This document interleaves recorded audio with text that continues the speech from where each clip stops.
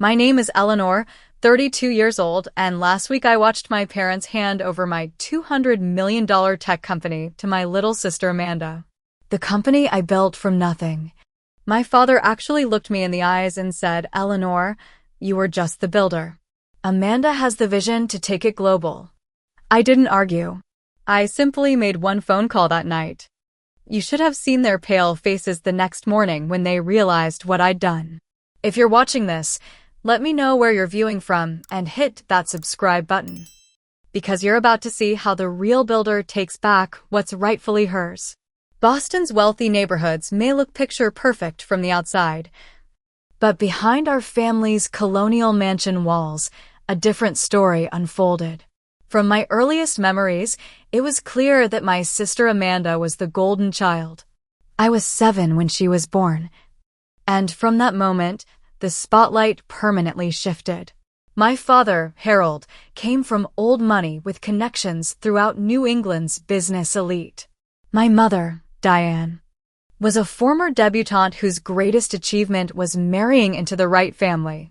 They had specific expectations for their daughters, none of which included my fascination with computers and technology. Eleanor, ladies don't spend their time taking apart computers. My mother would scold as I disassembled old desktops in our basement. Meanwhile, Amanda's piano recitals and ballet performances were celebrated with dinner parties and photographs prominently displayed throughout our home. By 12, I was teaching myself programming languages while my peers were concerned with middle school drama. I built my first app that year. A simple calculator with custom functions that impressed my computer science teacher enough that he called my parents to suggest advanced classes. "That's nice, dear," my father said dismissively when I showed him the recommendation letter. "But shouldn't you be focusing on more appropriate activities? Amanda's already been accepted into the Junior Symphony Orchestra, and she's only 5. These comparisons became the soundtrack of my youth. Amanda with her perfect posture, perfect grades, perfect smile. I wasn't jealous of her, not really. I loved my sister. But I craved just once for my parents to look at my achievements with the same pride they showed for hers. High school brought more of the same. I graduated valedictorian, earned a full scholarship to MIT, and my parents barely attended the ceremony. They had tickets to Amanda's spring piano recital at her private academy. I watched from the stage as they slipped in late, missing my speech entirely. Then left early to make it back for Amanda's performance. MIT became my salvation. For the first time, I was surrounded by people who understood my passion for technology. Professor Gregory Nelson recognized my talent in his advanced algorithms class and took me under his wing. He became the mentor and supporter I never had at home. "You have a rare gift, Eleanor," he told me during late nights in the computer lab. "The ability to see solutions where others see only problems. Don't let anyone dim that light." When I called home excited about being selected for a prestigious summer internship at a leading tech firm, my mother cut me off mid-sentence. "That's nice, Eleanor, but can I call you back? We're taking Amanda shopping for her solo performance outfit." The pattern was painfully consistent. My accomplishments were footnotes, Amanda's were headlines. I'd share news about making the dean's list, and they'd respond by telling me Amanda had been selected for a youth orchestra tour in Europe. I'd mention a scholarship award. They'd counter with Amanda's latest music competition trophy. My graduation from MIT summa cum laude should have been a triumphant moment. I had job offers from every major tech company. Professor Gregory and his wife took me to dinner to celebrate, filling the parental void with genuine pride in my achievements. The next morning, I called home, hoping for at least some acknowledgement. "Oh, we meant to call you yesterday," my mother said. But Amanda's recital ran late, and we had the reception afterward. "She's been accepted to Juilliard." Can you believe it? Our little prodigy. I hung up the phone and made a decision that would change everything. I didn't need their approval anymore. I would build something so significant they couldn't possibly ignore it. Something that would force them to recognize my value. Not out of spite, but to finally prove to myself that I was worthy of the recognition I'd been denied for so long. Little did I know that this determination would lead to creating a $200 million company, only to have it stolen from under me by the very people who should have been my biggest supporters. After graduation, I declined all job offers from prestigious tech companies. Their confused recruiters couldn't understand why someone with my credentials would turn down six-figure starting salaries. But I had a vision that couldn't be fulfilled working for someone else. I moved into a tiny studio apartment in Cambridge, Massachusetts, using my modest savings to cover the security deposit and first month's rent. The space was barely 500 square feet, with a kitchenette that consisted of a mini fridge, microwave, and hot plate. But it had reliable internet and enough room for my 3 computer monitors and custom-built PC, which was all I really needed. My breakthrough idea came during a volunteer program at Massachusetts General Hospital. I noticed how inefficient their patient data analysis systems were, particularly for predicting adverse drug reactions and treatment outcomes. Doctors were making critical decisions based on fragmented information, sometimes missing vital correlations hidden in mountains of patient data. What if AI could analyze these patterns faster than any human possibly could? I asked Dr. Jennings, an exhausted resident I'd befriended. What if you could instantly see all potential drug interactions, genetic factors, and historical outcomes for similar cases? That would literally save lives, he said, rubbing his bloodshot eyes. But our systems can barely schedule appointments properly, let alone perform that kind of analysis. That conversation sparked the concept for MediSync AI, a revolutionary healthcare analytics platform that could process millions of data points in seconds, identifying patterns and potential issues invisible to the human eye.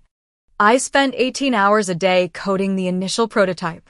Sleep became optional. My apartment transformed into a cave of empty coffee cups, whiteboard diagrams, and sticky notes plastered across every surface. The algorithm was extraordinarily complex, requiring me to innovate entirely new approaches to machine learning and data encryption to maintain patient privacy while still enabling comprehensive analysis. 3 months in, I hit a wall. The core algorithm worked in theory, but I needed more computing power and expertise in certain specialized areas to make it viable. I needed funding, partners, and actual healthcare data to test my hypotheses.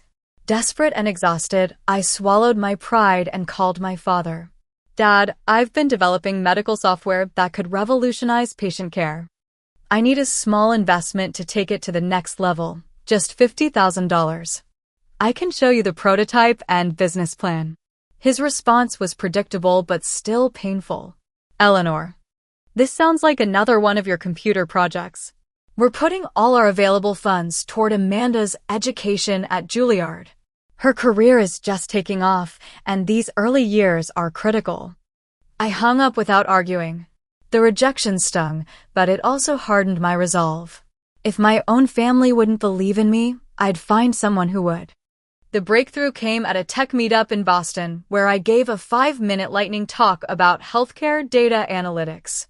Most attendees were politely interested, but one person stayed behind asking pointed, intelligent questions. Marcus Chin, a former software architect at Google with experience in healthcare systems. Your approach to the encryption problem is unlike anything I've seen, he said, eyes wide with excitement. Have you secured funding yet? When I admitted I hadn't, he immediately offered to meet for coffee the next day. That meeting changed everything. Marcus became my first business partner, investing his own savings of $70,000 in exchange for 15% equity. More importantly, he brought connections to healthcare providers willing to provide anonymized data for testing. We maxed out credit cards, took personal loans, and worked around the clock. I sold my car and moved to an even smaller apartment to cut expenses. Every penny went toward development and server costs. Marcus and I went months without salaries, surviving on ramen and the occasional free meal from networking events. 6 months later, we had a working prototype. Our first real test came when Boston Children's Hospital agreed to run our software alongside their existing systems for a 3-month trial. The results exceeded even our expectations. MediSync identified a potentially lethal drug interaction that the standard systems missed, potentially saving a 7-year-old leukemia patient's life. That single case study became our golden ticket. News spread through medical circles, and suddenly hospitals were calling us. We secured our first paying client, then 3 more within a month. A small article in a healthcare technology journal caught the attention of Silver Lake Ventures, a boutique venture capital firm specializing in healthcare innovation. Their initial investment of $2 million for 20% equity allowed us to hire our first employees, move into a real office, and significantly expand our development capabilities. I finally took a modest salary, though most of my compensation remained tied to equity. Each success felt like vindication. Each new hospital that adopted our system, each positive testimonial from doctors, each life potentially saved by our technology was proof that I had created something truly valuable, something worthy of recognition. I sent updates to my parents, hoping they might finally see the value in what I was building. Their responses were cursory at best. "That's nice, dear. Did you hear Amanda performed at Carnegie Hall last weekend?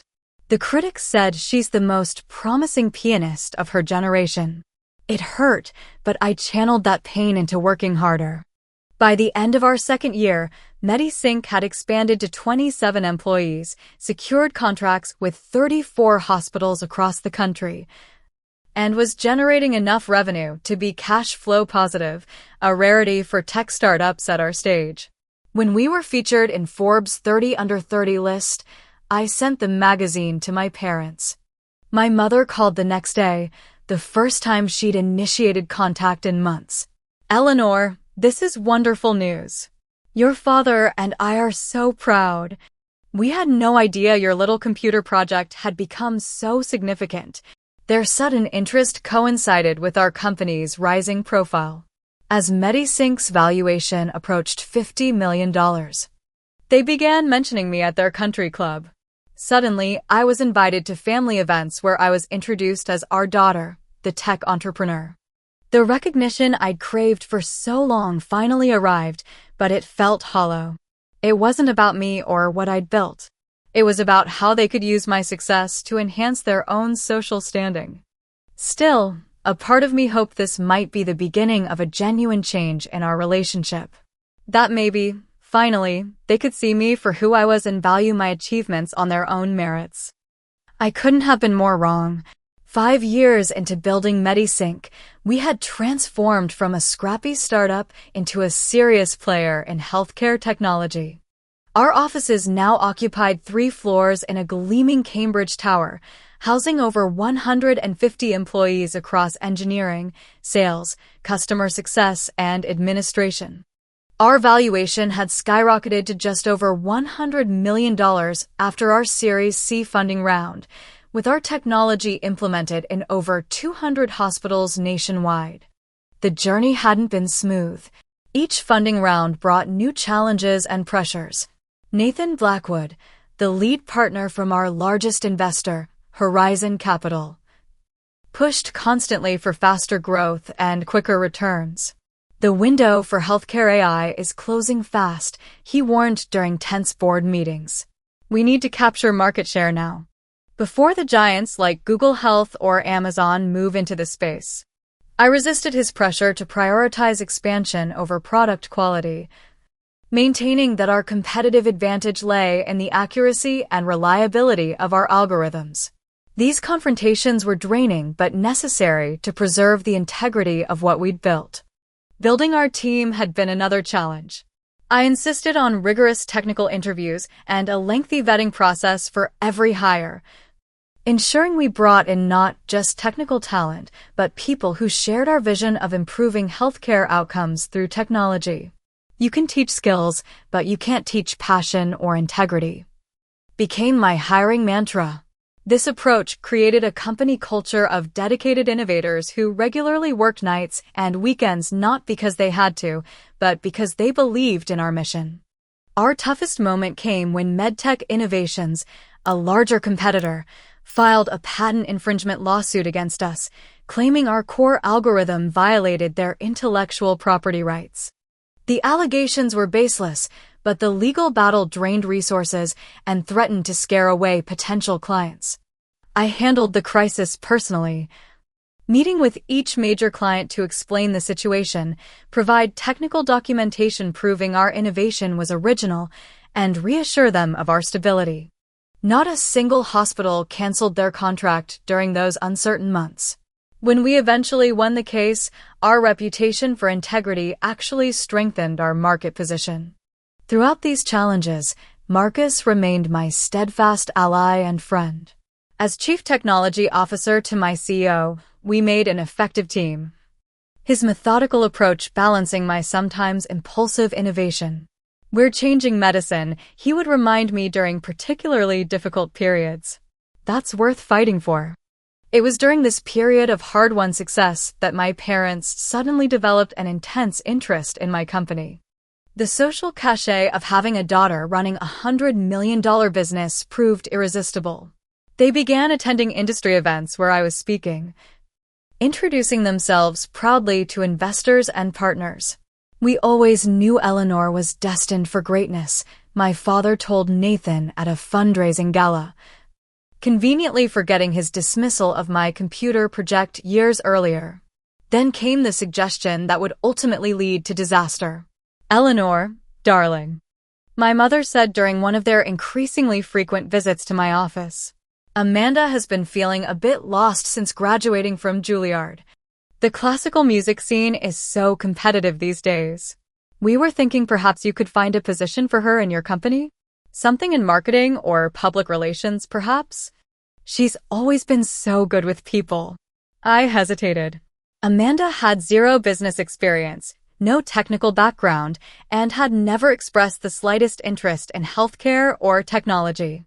But she was my sister, and despite everything, I loved her and wanted her to succeed.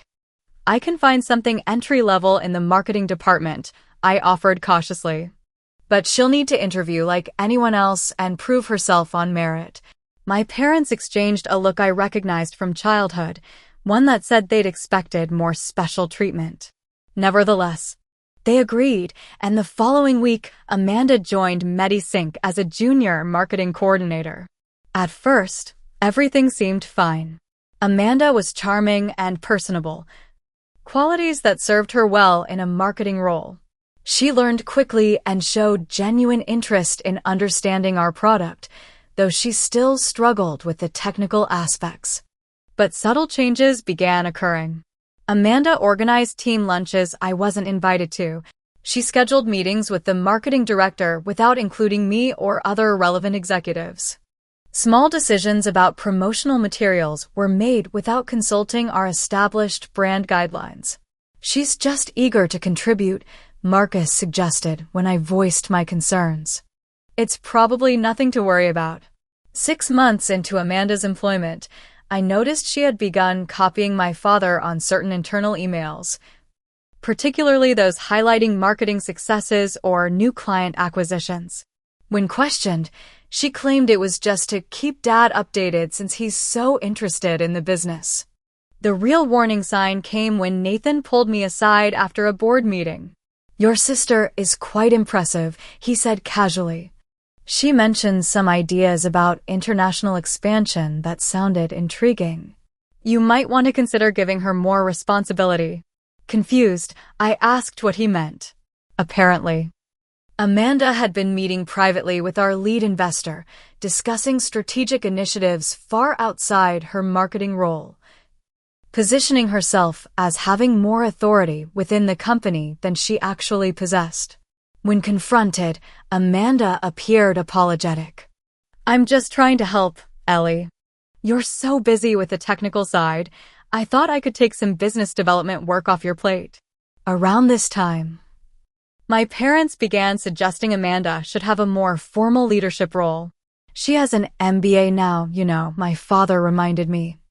Conveniently forgetting it was an online degree she'd completed in 9 months while working at my company. And she has the people skills to really take this business to the next level. You should consider making her chief operating officer. I resisted these suggestions, keeping Amanda in marketing, but with expanded responsibilities to appease my parents. This compromise didn't last long. As we approached a significant milestone, with company valuation nearing $200 million and rumors of acquisition offers from larger health tech firms, my parents requested a private family dinner. "We need to discuss the future of MediSync," my father announced over appetizers at an exclusive Boston restaurant. "With potential acquisitions on the horizon, it's time to consider leadership succession." Succession? I echoed, confused. "Dad, I'm 32, not 65. I have no plans to step down." "Of course not entirely," my mother interjected smoothly.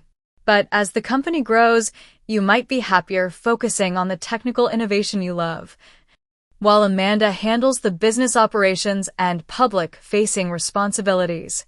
It became clear they had been planning this for months, possibly since the day Amanda joined the company. They wanted to position her to take over the business I had built from nothing, relegating me to a background role. I left that dinner shaken but determined to maintain control of my company. I didn't realize then that the real coup was already in motion, orchestrated by my own family. The board meeting that changed everything was scheduled for a Tuesday morning in May. I arrived early.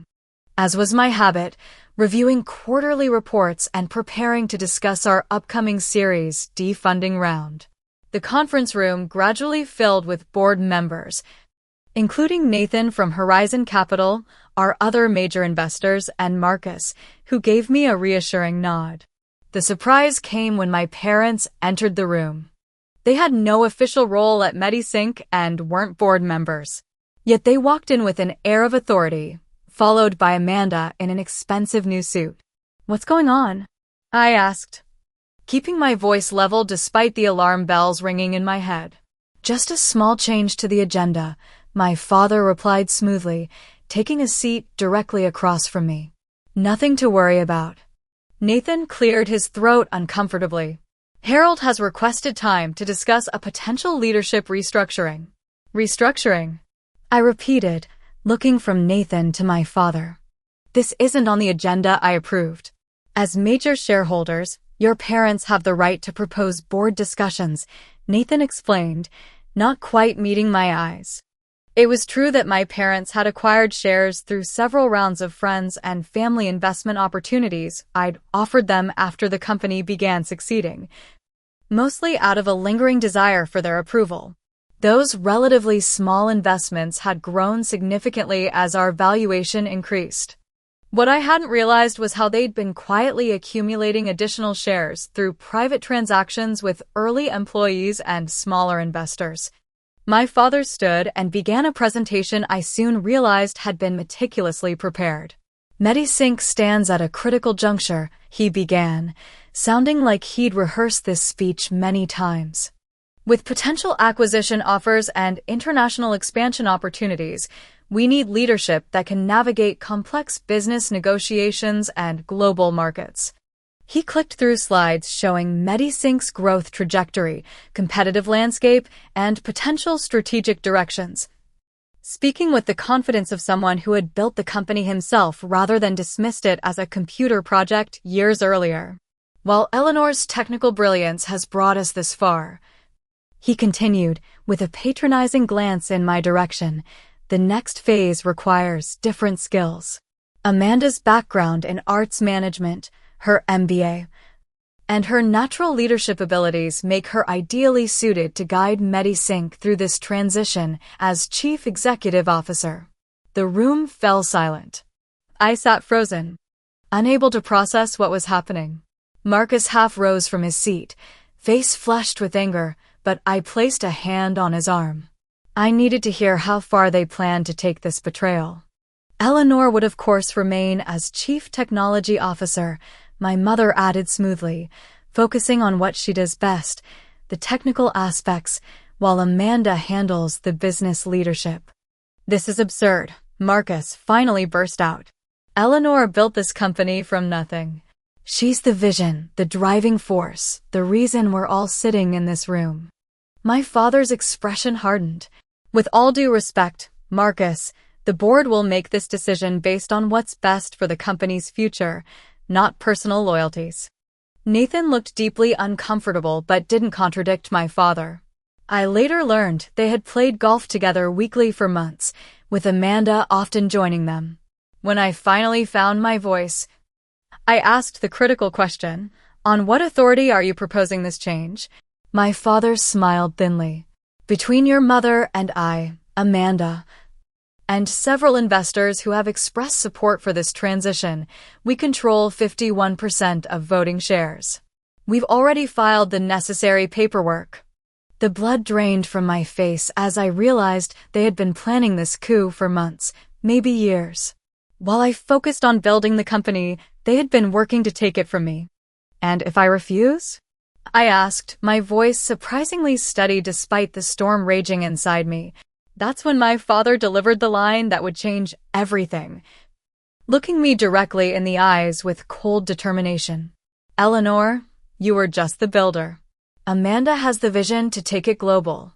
This transition is happening with or without your cooperation." The meeting continued around me, but I barely heard the discussion. Various board members expressed concerns.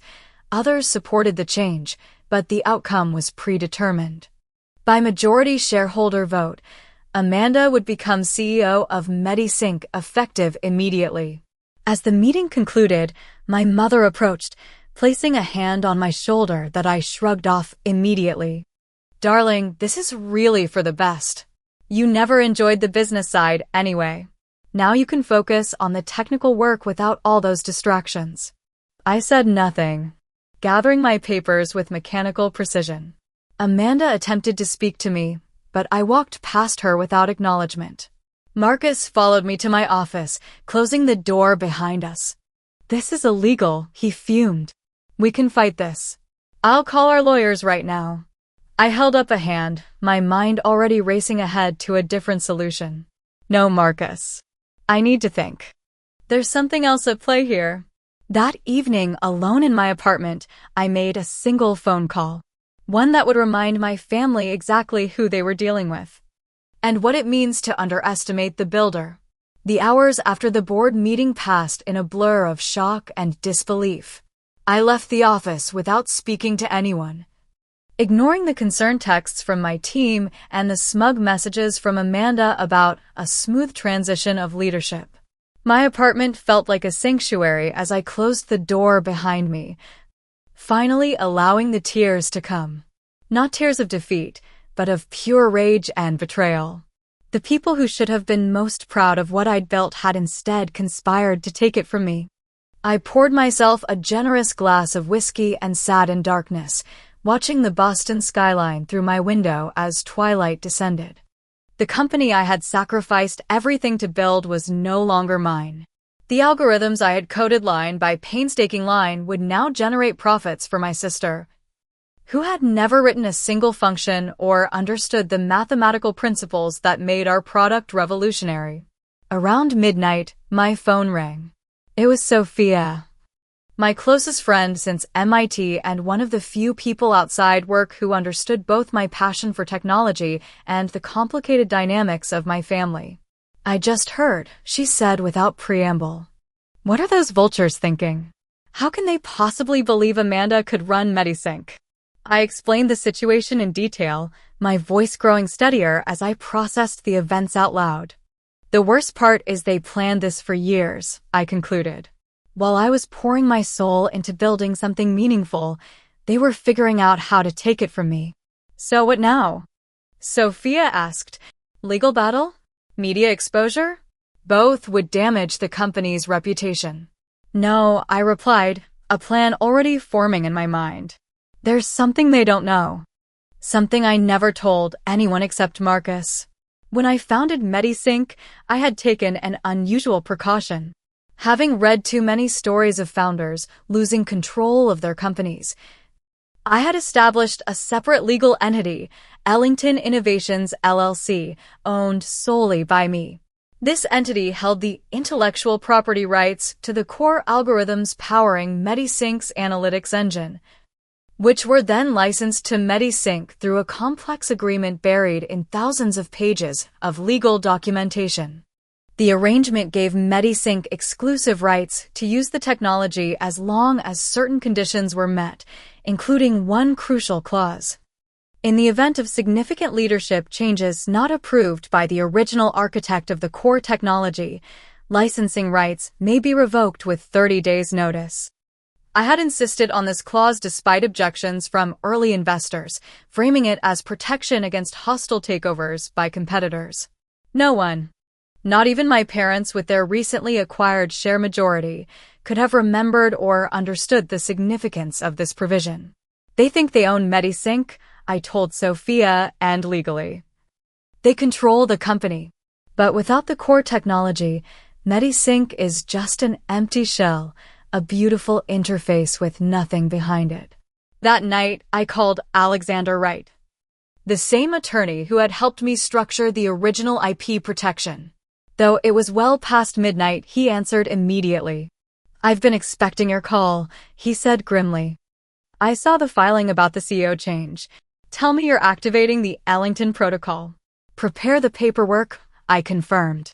"And contact Julian at Artemis Health Systems. Tell him I'm ready to discuss that licensing deal he's been pursuing." Artemis Health Systems was MediSync's largest competitor, a company that had been trying to acquire or license our technology for years. Their CEO, Julian Parker, had personally approached me multiple times, impressed by what our small team had accomplished. By dawn, I had set in motion a series of events that would shock my family to their core. First, I drafted an official notice revoking MediSync's license to use the core algorithms, effective in 30 days as required by the agreement. Second, I signed a preliminary agreement with Artemis to license the same technology for twice what MediSync had been paying.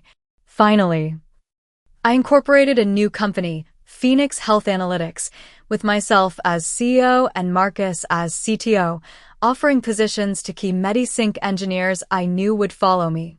As the sun rose over Boston, I showered, dressed in my most professional outfit, and headed to the office for what would likely be my last day at the company I had founded. My face betrayed nothing of the seismic shift that was about to occur. I acted normally throughout the morning, attending meetings, reviewing code, and responding to emails. Amanda paraded around the office with my father, introducing herself as the new CEO to bewildered employees. I simply smiled and nodded when introduced as the Chief Technology Officer and Founder, a title that now felt hollow. At precisely noon, Alexander's firm delivered the official license revocation notice to MediSync's legal department, with copies to all board members and the new CEO. I was in a meeting with the engineering team when Amanda burst through the door, her face ashen. "What is this?" she demanded, waving the legal document. "Some kind of joke?" I excused myself from the meeting and led her to my office, where my father was already waiting, his normal confidence replaced by barely controlled panic. "What have you done?" he asked, his voice hoarse. "I'm simply exercising my rights as the owner of the intellectual property that powers MediSync," I replied calmly. "As you so eloquently put it yesterday, I'm just the builder.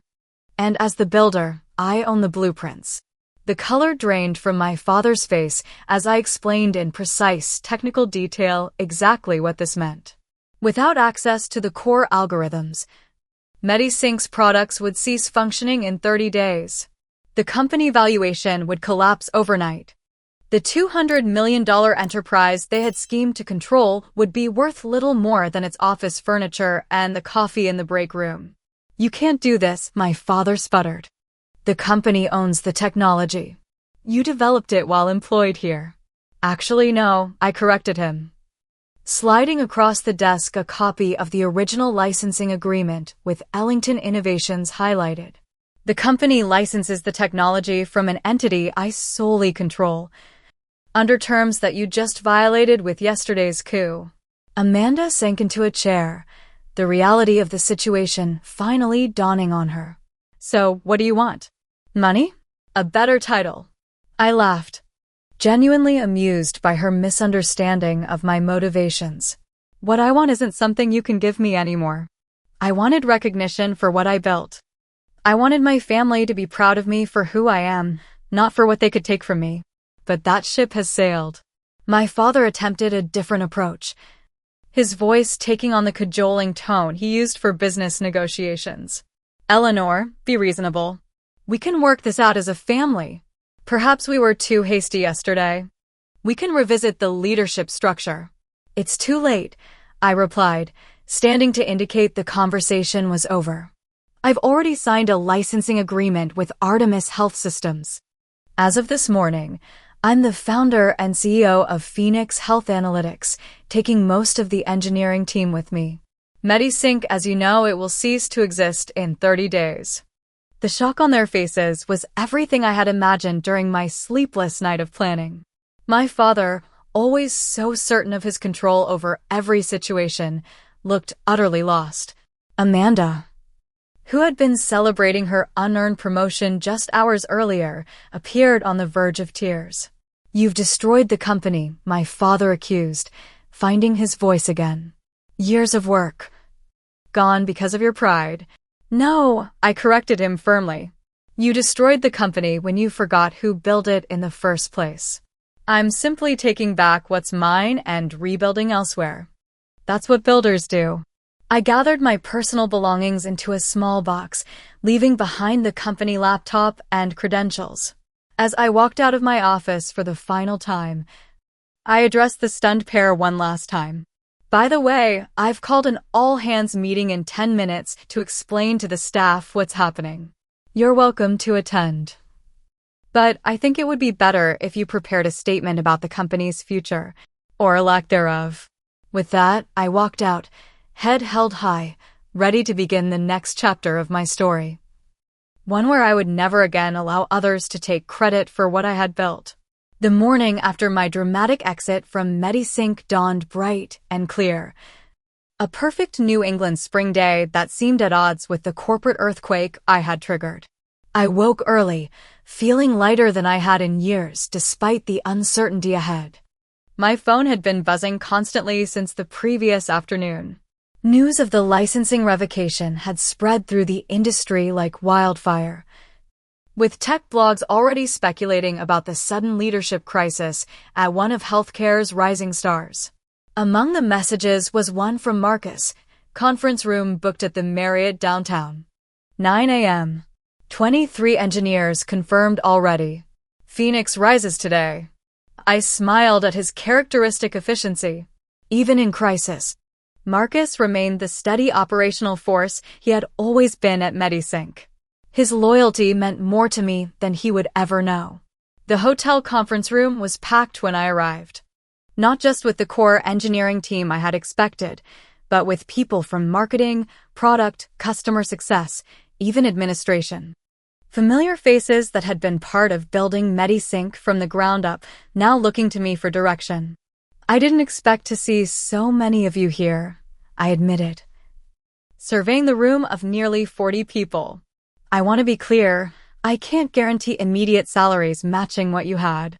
Phoenix is starting from scratch in terms of funding. Jenna from Customer Success spoke up. We're not here for the money, Eleanor. We're here because we believe in what we built together and the way you led us. Amanda spent one day as CEO and already had plans to cut the customer success team in half. Others nodded in agreement, sharing similar stories of Amanda's first hours in power. From threatening promised promotions to questioning core company values. She kept saying everything needed to be more streamlined. For acquisition, added Derek from product development. It was pretty clear that meant cutting corners on quality. The loyalty was overwhelming. These people were risking their financial security to follow me into an uncertain venture. I promised myself I would make it worth their trust. With Marcus coordinating logistics, we spent that first day laying groundwork for Phoenix Health Analytics. By evening, We had secured temporary office space, filed necessary legal paperwork, and begun reaching out to key MediSync clients to explain the situation. Meanwhile, chaos reigned at MediSync. My father had called an emergency board meeting, desperately seeking ways to invalidate the IP licensing agreement. According to sources still inside, Amanda had locked herself in the CEO office, refusing to speak to anyone as the reality of her situation sank in. Nathan from Horizon Capital called me directly, his tone a mixture of anger and reluctant respect. "You could have warned the investors before taking such drastic action," he admonished. "The company valuation has already dropped 60% since news broke about the licensing issue." "Funny," I replied coolly. "You could have consulted the company's founder and CEO before supporting a hostile takeover by unqualified family members." After a long pause, he asked the question I had been waiting for. "What are your plans for Phoenix?" "Horizon might be interested in early-stage investment, given the proven track record." "I'll have my people call your people," I responded, intentionally vague. The truth was I had already scheduled meetings with 3 competing venture capital firms, all eager to back the real brains behind MediSync's success. By day 3, Phoenix had secured $5 million in seed funding at a $30 million valuation, an extraordinary figure for a company that existed only on paper. But we weren't selling promises, we were selling proven technology and a team with a successful track record. The licensing deal with Artemis Health Systems was finalized, providing immediate revenue and validating our core technology's value to the market. Several major hospitals that had been MediSync clients reached out directly, asking how they could transition to Phoenix's services when available. On day 7, the inevitable legal challenge came. My parents filed a lawsuit claiming the IP arrangement was fraudulent and that all technology developed during my tenure belonged rightfully to MediSync. Their legal team requested an emergency injunction to prevent the license revocation from taking effect. Alexander, my attorney, was unconcerned. "The documentation is airtight. The judge will take one look at the licensing agreement you signed years ago, which was disclosed in all investment rounds, and throw this out." He was right. The judge not only denied the injunction, but admonished MediSync's lawyers for wasting the court's time with a clearly invalid claim. The 30-day countdown continued unabated. 2 weeks after the split, I received an unexpected visitor at Phoenix's temporary offices. Amanda stood awkwardly in the reception area, looking nothing like the confident woman who had paraded around MediSync as its new CEO. Her designer suit was replaced by jeans and a simple blouse, her normally perfect hair pulled back carelessly. "Can we talk?" she asked quietly. "Just sisters, not business rivals." I hesitated, then led her to a small conference room, instructing my assistant to hold all calls. "MediSync is finished," she said without preamble. "The valuation has dropped to $8 million. Most of the remaining staff have resigned. Dad is talking about bankruptcy protection." I said nothing, waiting for her to continue. "I never wanted to hurt you," she insisted, tears forming in her eyes. "I really thought I could run the company. Dad and Mom convinced me I had natural leadership abilities that you lacked. They said you'd be happier focusing on the technical side without the pressure of being CEO. And you believe them." I stated flatly. "I wanted to," she admitted. "It felt good to finally be the successful one, to have them planning my future instead of constantly comparing me to you." The irony wasn't lost on me. All those years I'd envied their attention to Amanda, while she had apparently envied their expectations of me. "What do you want, Amanda? An apology? Forgiveness? My blessing to salvage what's left of MediSync?" She shook her head. "I want to understand how you did it. How you built something so valuable they were willing to destroy our family to control it. How you became so strong you could walk away from it all without breaking." The conversation lasted hours, the first real dialogue we'd had as adults. I explained the years of work, the technical challenges, the business obstacles. She shared her feelings of inadequacy growing up in the shadow of my academic achievements, despite our parents' obvious favoritism. We didn't leave as friends or business partners, but perhaps with a new understanding. As she departed, Amanda turned back with one last question. Will you ever forgive them? Mom and Dad? I considered this carefully before answering. Forgiveness isn't the issue. Trust is. And once broken, trust is the hardest thing in the world to rebuild, especially with the people who should have supported you from the beginning. 1 year can change everything. Exactly 12 months after the board meeting that had stripped me of my company, I sat in the sleek headquarters of Phoenix Health Analytics, reviewing our latest quarterly results. Our valuation had reached $500 million, more than double what MediSync had been worth at its peak. Our technology was implemented in over 300 hospitals worldwide, saving countless lives through improved data analysis and treatment recommendations. Marcus, now my official co-founder as well as CTO, knocked on my office door with a bottle of champagne and 2 glasses. The Artemis acquisition of MediSync remains just finalized, he announced. $2.5 million for what's left of the client list and brand name. They're shuttering the operation completely. I felt no joy at this news, only a strange sense of closure.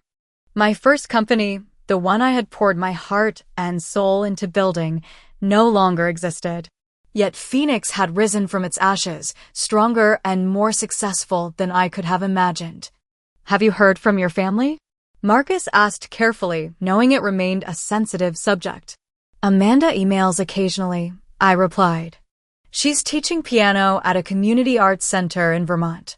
Seems happier there than she ever was trying to be a corporate executive or concert pianist.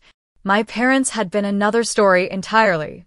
After MediSync's collapse, they faced not just financial loss, but social humiliation. The same country club circles where they had once bragged about their daughter, the tech CEO, now whispered about their disastrous attempt to seize control of her company. They had made several attempts to reconcile, starting with angry demands that evolved into tearful pleas as the reality of their situation sank in. I had maintained my distance, responding to messages with polite but brief replies, unwilling to reopen those wounds until I had fully processed my own feelings. But earlier that week, I had finally agreed to meet them for dinner at a neutral location, an upscale restaurant in downtown Boston. The reservation was for that evening, and despite my outward calm, anxiety churned beneath the surface. Marcus seemed to sense my unease. Want me to come along as moral support? I could sit at the bar, ready to create a diversion if needed. I laughed, grateful for his loyalty. I appreciate the offer, but this is something I need to do alone. The restaurant was deliberately chosen for its public nature, minimizing the chance of an emotional scene. I arrived precisely on time to find my parents already seated, both looking noticeably older than when I had last seen them a year before. Eleanor, my mother breathed, half rising before uncertainly sinking back into her seat. You look wonderful. Thank you, I replied, taking my seat and immediately reviewing the menu to avoid further pleasantries. The salmon looks good here. Dinner conversation remained painfully superficial through the appetizers. Weather, Boston traffic, neutral acquaintances. It wasn't until the main course arrived that my father finally broached the subject we had all been avoiding. Eleanor, he began, setting down his fork deliberately. Your mother, and I owe you an apology. A profound one. I looked up, surprised by the directness. What we did was unforgivable, he continued, his voice thick with emotion I had rarely heard from him. We took something you built through your own brilliance and hard work, something we had initially dismissed, and tried to claim it as our own. Worse, we tried to give it to Amanda, knowing she had neither the skills nor the experience to lead it. My mother reached across the table, stopping just short of touching my hand.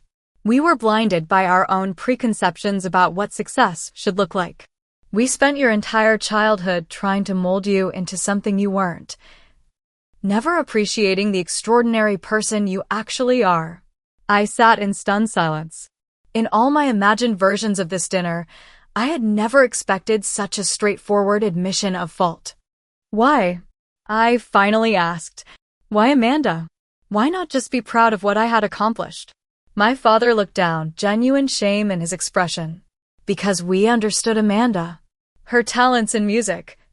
In charming people, those were things from our world. Your brilliance with technology, with mathematics and algorithms, it was foreign to us. Instead of admitting our limitations and celebrating your different kind of genius, we tried to control it, to bring it into our sphere of understanding. We thought we were helping.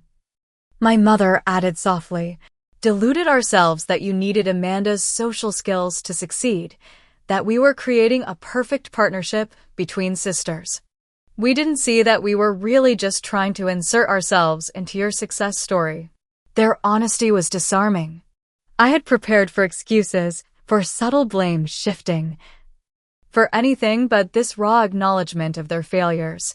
It will take time, I said finally. Trust isn't rebuilt overnight.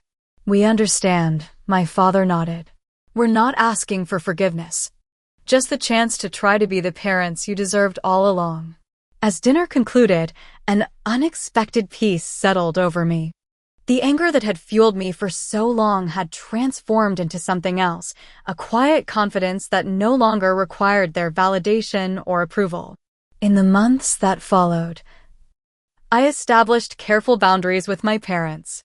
We met occasionally for dinner, exchanged holiday greetings, gradually rebuilding a relationship that would never be what it might have been, but could perhaps be something authentic for the first time.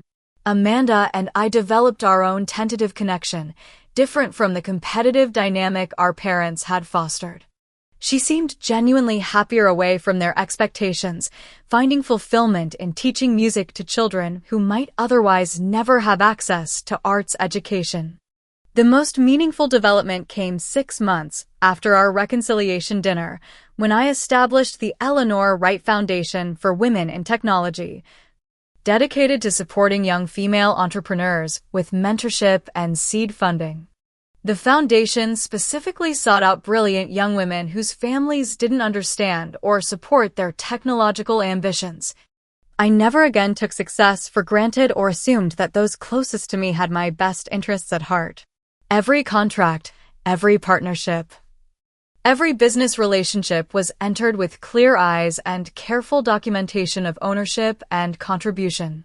On the anniversary of Phoenix's founding, I stood before our now 200 employees, reflecting on the journey that had brought us here.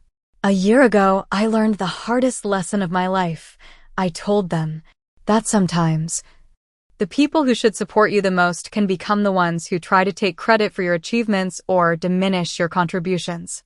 But I also learned something infinitely more valuable. That what makes you a builder isn't the recognition you receive or the title on your business card. It's the knowledge and skills inside you that no one can ever take away. Looking out at the faces of those who had followed me from MediSync to Phoenix, who had believed in me when my own family hadn't, I felt a profound sense of belonging that no family validation could ever provide. Success isn't measured by the company valuation or the press coverage, I concluded. It's measured by the impact you have, the lives you improve, and the community you build around you of people who value you for who you truly are. Have you ever had someone try to take credit for your hard work? Or experienced family members who didn't support your dreams? Share your story in the comments below. And if this journey of reclaiming what's rightfully yours resonated with you, please hit that like button and subscribe to hear more stories about standing up for yourself when it matters most. Thank you for being part of this community where we can heal and grow together through our shared experiences.